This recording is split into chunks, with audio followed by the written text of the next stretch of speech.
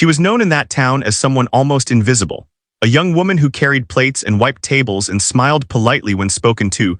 Her name was Anna, and most people never learned it because they never asked. She worked long hours at a small family-owned restaurant near the bus station, where travelers stopped for cheap meals and locals came out of habit.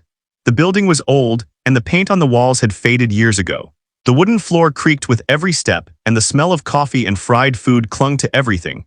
Anna had been there for nearly 4 years, and during that time she had learned how to move quietly and efficiently. She knew which customers wanted conversation and which wanted silence. She knew how to balance 3 plates on one arm and how to read a face in seconds. She also knew how to keep her inner life hidden, because in a place like that people noticed mistakes more than dreams. Anna had not planned to become a waitress for so long. When she first took the job, she told herself it was temporary. She needed money to help her mother with rent and groceries after her father passed away. At the time, she believed she would save enough to return to school or find something better. But time moved faster than she expected, and one season turned into the next. She learned to measure her life in shifts and tips. In the clatter of dishes and the sound of the door opening and closing, she told herself she was fine. Yet something inside her felt unfinished and restless. Especially on quiet afternoons when the restaurant was almost empty, and the radio played softly in the background.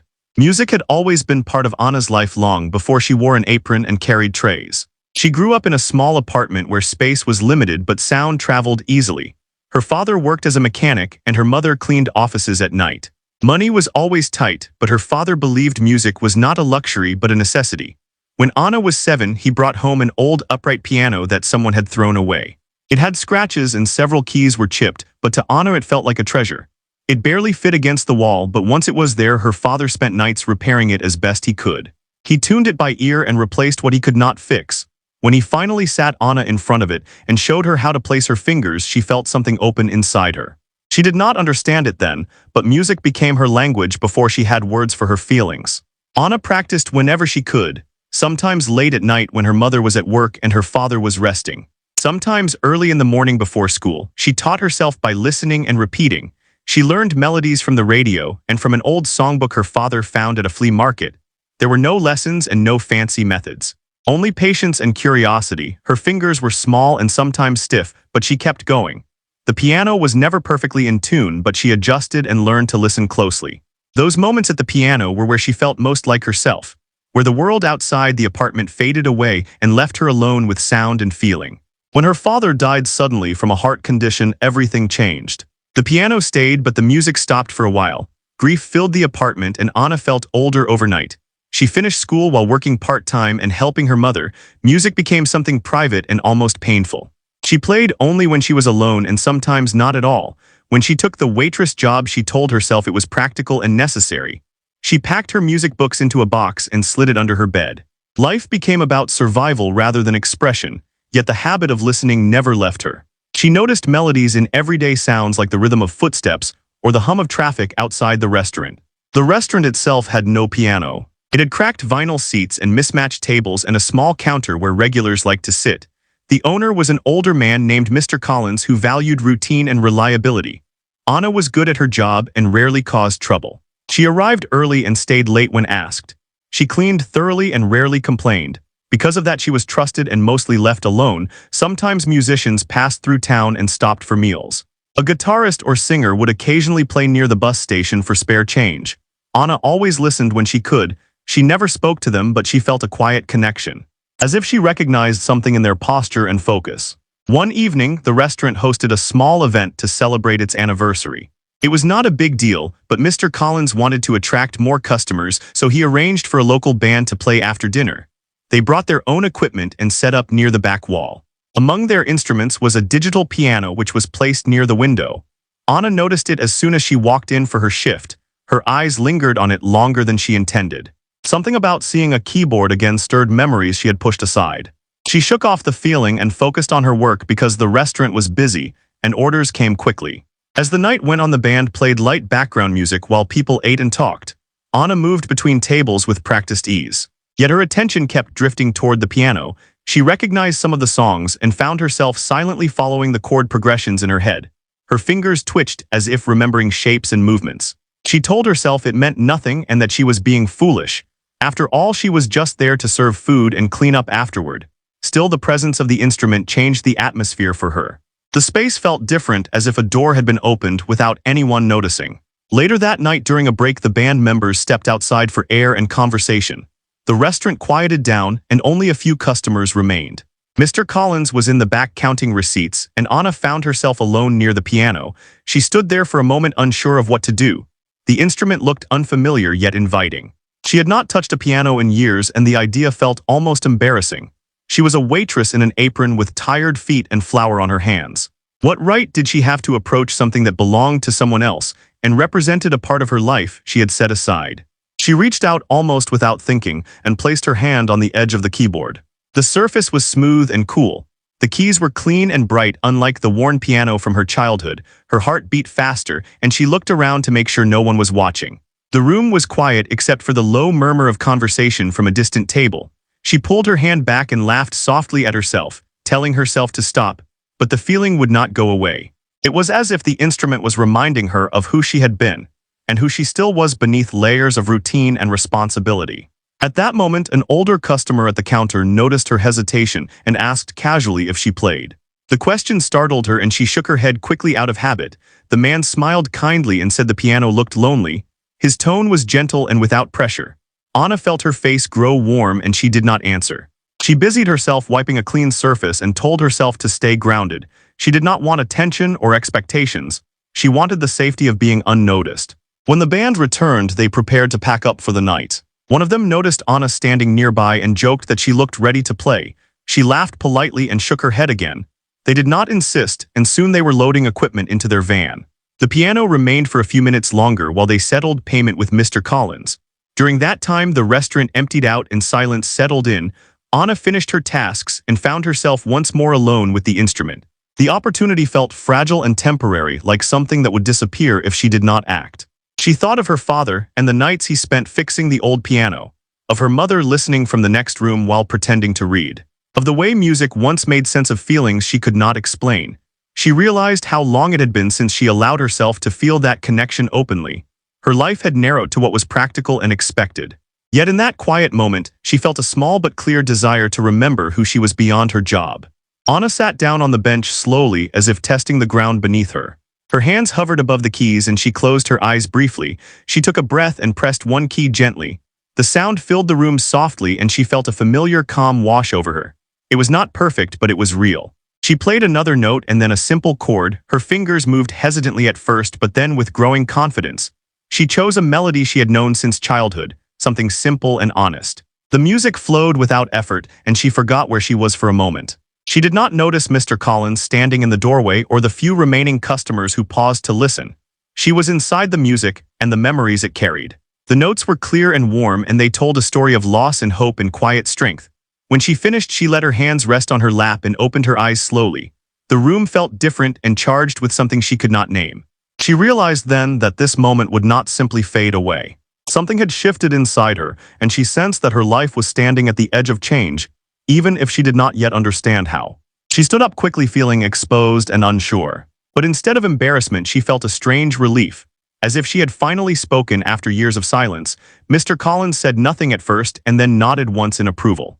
The customers offered soft applause, and one of them smiled with genuine warmth. Anna did not know what to say, so she returned to her work. Yet her hands trembled slightly, and her heart felt lighter than it had in a long time. That night, as she walked home under the dim streetlights, she replayed the experience in her mind, the feel of the keys and the sound filling the room. She wondered what it meant, and whether it would lead to anything or simply remain a private memory. She did not allow herself to imagine too much. But for the first time in years, she felt a sense of possibility. She unlocked her apartment and noticed the old piano waiting silently against the wall. She ran her fingers along its worn surface and smiled softly, knowing that something important had begun, even if the path ahead was still unclear. Anna slept very little that night, and when she did, her dreams were filled with sound and memory. She woke before her alarm and lay still, listening to the quiet of the apartment. The piano stood in the same place it always had, but it felt different now, as if it were watching her. She rose slowly and made tea, then sat at the small kitchen table thinking about the night before. She told herself it was just a moment, and that moment's passed. Yet her chest felt warm in a way she had not felt in years. At work the next day, the restaurant felt unchanged on the surface. The same smells, the same voices, the same routine, but Anna moved through it differently. She noticed small things she usually ignored, like the way light fell across the counter in the morning and the rhythm of orders being called from the kitchen. A few customers from the night before recognized her and smiled. One of them mentioned the music in a casual way as if it were an ordinary thing. Anna nodded and thanked them while keeping her head down. She did not want to draw attention to herself. Still, the acknowledgement stayed with her. Mr. Collins called her into the back later that afternoon. His expression was neutral and calm. He asked if she had played piano for long, and she hesitated before answering honestly. She told him she used to play when she was younger but had stopped. He listened quietly and then said the music had added something special to the restaurant. He mentioned that people liked it and that it made the place feel alive. He did not promise anything and did not make a request. He simply said she could play again sometime if she wanted, and then return to his work. The conversation left Anna unsettled and thoughtful. She had not expected encouragement, and she did not know what to do with it. Part of her wanted to hide and keep music as something private and safe. Another part felt pulled forward by a sense of responsibility she could not explain. She wondered if she was ready to open that door again, and what it would mean for the careful balance she had built around her life. That evening she sat at the old piano in her apartment and played softly. The keys were uneven and some notes wavered, but the sound felt honest. She played familiar melodies and then allowed herself to experiment, letting her hands wander without judgment. She felt rusty but alive. She remembered how music once helped her understand emotions that words could not reach. She played until her fingers ached, and then stopped, feeling both exhausted and fulfilled. Over the next few days she returned to the piano whenever she could. She practiced quietly at night and sometimes early in the morning. She did not tell her mother at first because she was unsure how to explain what it meant to her. Eventually her mother noticed the sound and stood listening from the doorway. She did not interrupt or comment. Later she simply hugged Anna and said it was good to hear music in the house again. The simple statement carried more support than any long conversation could have. At the restaurant, word spread slowly and without excitement. A few regulars asked if she would play again, and she answered cautiously, saying maybe. She felt nervous about expectations and feared disappointing people. She was aware of her limitations and of how long it had been since she played regularly. Yet she also felt that refusing entirely would mean denying a part of herself that was asking to be seen. One quiet evening, when the dinner rush had passed and only a handful of customers remained, Anna sat at the piano again. This time with more intention. She played gently and kept the volume low so it blended with the room rather than standing apart. People listened while continuing their conversations, and some paused to appreciate the music. The atmosphere softened and felt more human. Anna kept her focus on the keys and the feeling in her hands. She allowed herself to be present without worrying about judgment. As days turned into weeks, the routine evolved. She remained a waitress first and always, but music became a subtle part of her shifts. She played during slow hours and stopped when the restaurant grew busy. She balanced both roles carefully and learned how to transition between them without losing herself. She discovered that music did not need to replace her life to enrich it. It could exist alongside responsibility rather than in opposition to it. Inside Anna, something steady began to grow. It was not ambition or a desire for recognition, but a sense of alignment. She felt closer to the person she had once been and to the person she was becoming. She understood that touching the piano had not changed her overnight, yet it had reminded her of a truth she had forgotten, that her identity was larger than her job and her circumstances. By the end of that first month, she no longer saw herself as invisible. She still carried plates and wiped tables and smiled politely. But she also carried music within her and allowed it space in her life. She did not know where it would lead or what challenges it might bring, but she felt ready to listen and to take the next step when it came. The path ahead remained uncertain, but she no longer felt closed off from possibility. As the weeks continued, Anna noticed subtle changes not only in how others treated her, but in how she carried herself through each day. She stood a little straighter and spoke with slightly more confidence even when discussing simple things. She no longer rushed through her shifts with her head down. Instead, she allowed herself to breathe and be present. The music had given her something steady to hold on to, and it shaped the rhythm of her days in quiet ways. One afternoon, a woman stopped Anna as she was clearing a table. The woman was middle-aged and dressed simply, and she said she had been coming to the restaurant for years. She mentioned how different it felt lately, and how the piano made her stay longer than she planned. She said it reminded her of evenings from her childhood and thanked Anna for playing. The words were gentle and sincere, and Anna felt a lump rise in her throat. She smiled and thanked the woman in return, feeling a connection that went beyond a normal exchange between customer and waitress. That evening, Anna walked home thinking about how music reached people without explanation. She realized that when she played, she was offering something honest and human rather than trying to impress. This understanding eased some of her fear. She no longer worried about being perfect and focused instead on being real. The piano at home welcomed her again, and she practiced with more intention, paying attention to emotion rather than technique alone. Her mother began asking her about the music and about the restaurant. Their conversations grew warmer and more open. They spoke about her father and the piano he had rescued years ago. They shared memories and laughter alongside sadness. The apartment felt fuller and less heavy than it had in a long time. Anna sensed that her decision to play again had affected more than just her own life. At the restaurant, Mr. Collins watched quietly from a distance. He noticed how customers lingered and how the atmosphere softened during the slower hours. He never pressured Anna and never turned the music into an obligation. His respect made it easier for her to continue without feeling used or exposed. Trust grew naturally between them, and Anna appreciated the space she was given. One night after closing, a young man approached her near the counter. He introduced himself as Daniel and said he worked at a small music store across town. He explained that he had stopped in by chance and heard her play. He spoke carefully and without exaggeration, saying that her playing felt sincere and that she had a natural sense of expression. He asked if she had ever considered playing more seriously. Anna felt nervous and almost dismissed the idea immediately. She told him she was just a waitress, and that music was only something she did quietly. Daniel smiled and said that music did not belong to any single role or title. He mentioned an upcoming open piano night at a local community space where people of all levels played simply to share. He said there was no pressure and that she would be welcome if she chose to attend. He left his card on the counter and thanked her for the music before walking out into the night. Anna stood still for a long moment staring at the card. Her heart raced and her thoughts tangled. Part of her felt excited and curious, while another part felt afraid of stepping beyond the safety she had built. She tucked the card into her pocket and finished closing duties with shaking hands. The idea of playing outside the restaurant felt both thrilling and overwhelming. At home, she placed the card beside the piano and sat down without playing. She thought about what it would mean to say yes, and what it would mean to say no. She understood that this decision mattered not because of success or failure, but because it represented choice. She had spent years reacting to circumstances, and now something was inviting her to act intentionally. She slept poorly again and woke early with a restless feeling. Over breakfast, her mother noticed her distraction and asked what was wrong. Anna hesitated and then told her about the man from the music store and the invitation. Her mother listened without interrupting, and then said simply that fear often appeared when something important was nearby. She reminded Anna that she did not have to decide immediately and that any step forward counted. Later that day, Anna returned to the restaurant and felt the familiar comfort of routine. She played during a quiet hour and let the music flow naturally. She imagined what it might feel like to play in a different space and to be seen not as a waitress, but as a person sharing something meaningful. The thought no longer felt impossible, only unfamiliar. As she closed up that night, Anna realized that part one of her journey had never been about shocking anyone or proving worth. It had been about remembering a forgotten part of herself and allowing it room to breathe.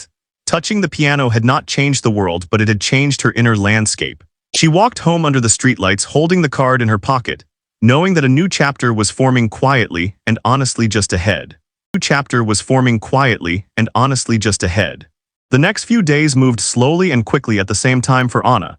Each shift felt familiar yet charged with quiet anticipation. The card Daniel left stayed in her pocket at first, and then on her bedside table where she could see it every morning. She did not pick it up often, but she was aware of its presence. It represented an invitation not just to play, but to step beyond the careful boundaries she had drawn around herself.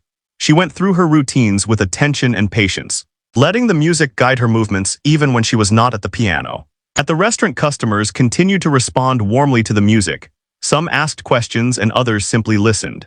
Anna learned to accept appreciation without shrinking away. She practiced receiving kindness the same way she practiced playing, slowly and without judgment. She noticed that people spoke to her differently now, not with more respect exactly, but with more curiosity. They saw her as someone with a story rather than a role. This realization made her feel both seen and vulnerable. One afternoon, Mr. Collins mentioned that business had been slightly better in recent weeks. He did not attribute it directly to the piano, but his tone suggested he understood the connection. He thanked Anna for her consistency and her care. His words were practical and grounded, yet they carried meaning for her. She realized that her presence mattered in ways she had not allowed herself to consider before.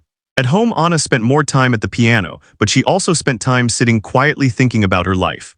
She considered the years she had spent moving from one responsibility to another without pause. She acknowledged the fear that had kept her from dreaming too boldly. She did not blame herself because she understood the weight she had carried. Instead, she treated these reflections gently like a melody that needed space to unfold. Her mother noticed the change in her energy and asked thoughtful questions. They talked about the past and about choices. Her mother admitted that she had worried Anna had lost something of herself after her father died. Hearing this was painful and comforting at the same time. It helped Anna see her journey with compassion rather than regret. As the date of the open piano night approached, Anna felt tension build inside her. She had not yet decided whether to go.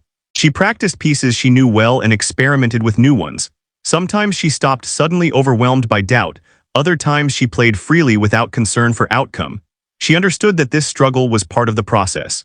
Growth did not arrive neatly or without discomfort. One evening after closing the restaurant, Anna found herself alone again with the piano. The room was empty and quiet. She sat down and played not for anyone else but for herself. The music that emerged was slower and more reflective. It carried gratitude and fear and longing together. When she finished, she felt calm rather than anxious. She realized that music was already giving her what she needed regardless of what she chose next.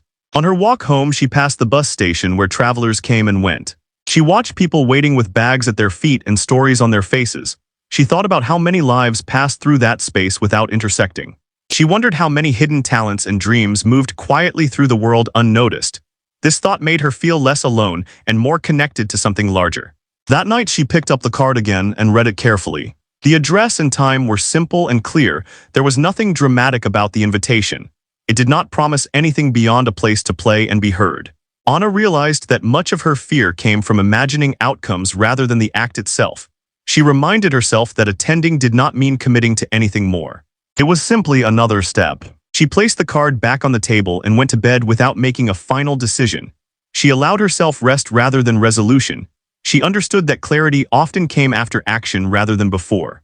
As she drifted toward sleep, she felt a quiet trust beginning to form within her, a belief that she could meet whatever came with honesty and courage. The next morning, she woke with a steady feeling rather than anxiety. She prepared for work and moved through her day with focus. During a slow hour, she played softly again and noticed how naturally the music fit into her life now. It no longer felt like a distant memory or a risky dream. It felt present and grounded. As part one of her story continued to unfold, Anna stood at a threshold, shaped by small choices and gentle encouragements. Nothing about her life had dramatically changed, yet everything felt subtly different. She was still a waitress and still careful and still learning. But she was also a musician reconnecting with her voice. The piano had opened a path not by force but by invitation. And she was learning to listen to where it might lead. The day of the open piano night arrived without ceremony, and Anna felt its weight from the moment she woke up. The sky was overcast and the air felt heavy with the promise of rain. She moved through her morning routine slowly and deliberately. She drank her tea and watched steam rise from the cup while listening to the quiet of the apartment. The piano stood against the wall waiting as it always had, yet today it felt like a question rather than a comfort. She sat down and played briefly, not to practice, but to ground herself. The notes were simple and familiar and they steadied her breathing. She reminded herself that she did not have to prove anything to anyone. Attending the event did not mean performing perfectly or changing her life overnight. It meant showing up as she was and allowing the experience to be what it would be. At work, the restaurant was busy earlier than usual and Anna welcomed the distraction. She focused on orders and conversations and the rhythm of movement. Customers mentioned the rain and the weather and she responded politely while keeping her thoughts anchored in the present. Mr. Collins noticed her quiet intensity and asked if she was feeling well. She smiled and said she was just tired. He nodded and let her return to her tasks without further questions. During a short break, Anna stepped outside and felt the first drops of rain on her face. She stood under the awning and watched people hurry past holding jackets over their heads. She thought about how easy it would be to go home after her shift and let the night pass like any other. The idea brought relief but also a dull sense of loss. She understood then that avoiding the event would not protect her from fear, it would only delay facing it. When her shift ended, she changed clothes and stood for a moment in the small staff room. Her reflection looked familiar yet slightly different. There was nervousness in her eyes but also resolve. She took a deep breath and stepped back into the rain. The walk to the community space was not long, but every step felt deliberate. She followed the address from memory and soon found herself in front of a modest building with warm light glowing through the windows. Inside, the space was simple and welcoming. Chairs were arranged loosely and people stood talking in small groups. The piano sat at the front of the room, polished and open. Anna felt her heart race as she entered, and she hesitated near the door. Daniel noticed her almost immediately and approached with a friendly smile. He greeted her by name and thanked her for coming. His calm presence eased some of her tension. He explained how the night worked in a few simple sentences and assured her that she could play whenever she felt ready or not at all if she chose. There was no schedule and no pressure. People played when they felt moved to do so. Anna nodded and found a seat near the back. She listened as others played and noticed the wide range of styles and abilities. Some performances were confident and polished while others were tentative and raw. Each was met with respect and quiet attention. As the evening continued, Anna felt a growing sense of belonging. No one asked her about her job or her past. They listened to music and shared brief conversations about sound and feeling. She realized that this space valued sincerity over skill, and that understanding settled her nerves. When a pause came and the room fell quiet, Daniel glanced toward her, and she felt a gentle invitation rather than a demand. Anna stood slowly and walked to the piano, feeling the weight of every gaze, yet also a surprising calm. She sat down and placed her hands on the keys. The instrument felt different from the one at the restaurant, and from the one at home, yet her body adjusted naturally. She took a breath and began to play. The melody unfolded without hurry and carried the same honesty she brought to the restaurant. The room grew still and attentive. As she played, Anna felt present in a way she had not felt in years. The fear that had followed her all day softened and gave way to focus. She allowed the music to guide her rather than her thoughts. When she finished, there was quiet applause and warm smiles. She stood and returned to her seat with trembling hands and a full heart. She stayed for the rest of the night, listening and talking quietly with others. Several people thanked her for her music, and one woman said it felt comforting and familiar. Anna accepted the words without deflection and felt them settle inside her. When she finally stepped back into the rain, the night felt lighter and more open. Walking home, she realized that nothing external had changed, yet something internal had shifted again. She had taken a step into the unknown and survived it with grace. The experience did not make her someone new, but it strengthened the person she already was. She unlocked her door and stood in the quiet apartment, smiling softly, knowing that she had crossed an invisible line and that her story was continuing to unfold with patience and truth. In the days that followed the open piano night, Anna felt a gentle afterglow rather than a rush of excitement. She returned to her routines with a quieter confidence and a deeper sense of calm. The experience had not pushed her forward abruptly, but had settled into her like a steady rhythm. She went back to work and home, and the piano with a new awareness that she could step into unfamiliar spaces and remain herself. At the restaurant, a few people noticed something different in her presence, though they could not have named it clearly. She moved with assurance and spoke with ease. When she played during slow hours, the music felt more grounded and expressive. It carried what she had learned from sharing sound in a room full of strangers who listened without judgment. She no longer played only from memory, but allowed emotion and intuition to shape each phrase. Mr. Collins observed the change with quiet approval. He did not comment directly on the open piano night because he did not know about it, but he mentioned that the atmosphere in the restaurant felt steady and warm. He said people seemed comfortable there, and that was good for business. Anna appreciated that he framed it simply and practically. It made her feel supported without pressure. At home, her mother noticed Anna humming while cooking and pausing to listen when the piano was silent. They talked more openly about the future and about small hopes rather than distant plans. Her mother did not push her toward any particular path, but encouraged her to keep listening to what felt right. These conversations strengthened their bond and eased worries they had both carried quietly. Daniel stopped by the restaurant one afternoon and ordered coffee at the counter. He greeted Anna with the same easy warmth as before and asked how she felt about the night. She answered honestly, saying it had been meaningful and challenging. He nodded and said that was often how growth felt. He mentioned that the community space held these nights regularly and that she was welcome anytime. He did not ask for commitments or make promises, which made his words feel sincere. As Anna walked home that evening, she thought about how each invitation she had accepted had widened her world slightly. None of the steps had been dramatic on their own, yet together they were reshaping her sense of possibility. She understood that change could be quiet and gradual, rather than sudden and overwhelming. One evening, while playing at the restaurant, she noticed a young girl sitting with her family near the window. The child watched Anna closely with open curiosity. After the song ended, the girl smiled brightly and whispered something to her mother. The mother later told Anna that her daughter had just started piano lessons and felt inspired by seeing someone play in such a natural way.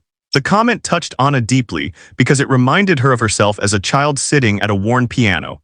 and believing in something simple and beautiful. That night at home, Anna sat at her own piano and reflected on how far she had come without realizing it. She thought about the years she had spent believing her musical self belonged only in the past. She recognized now that it had been waiting patiently rather than disappearing. She played slowly and thoughtfully, letting gratitude guide her hands. She also began to consider practical questions she had avoided before, such as how to improve her skills and how to make time for practice without exhaustion. She approached these thoughts with curiosity rather than urgency. She knew she did not need immediate answers and allowed herself space to explore. As part 1 continued toward its close, Anna felt rooted in the present while gently oriented toward the future. She was still grounded in her responsibilities and aware of limitations, yet she no longer felt trapped by them. Touching the piano had not shocked the world, but it had awakened something essential within her. And that awakening was steady and enduring, preparing her for whatever choices and challenges might come next. As the season shifted and days grew shorter, Anna felt a quiet steadiness settle into her life. The initial intensity of new experiences softened into something more durable.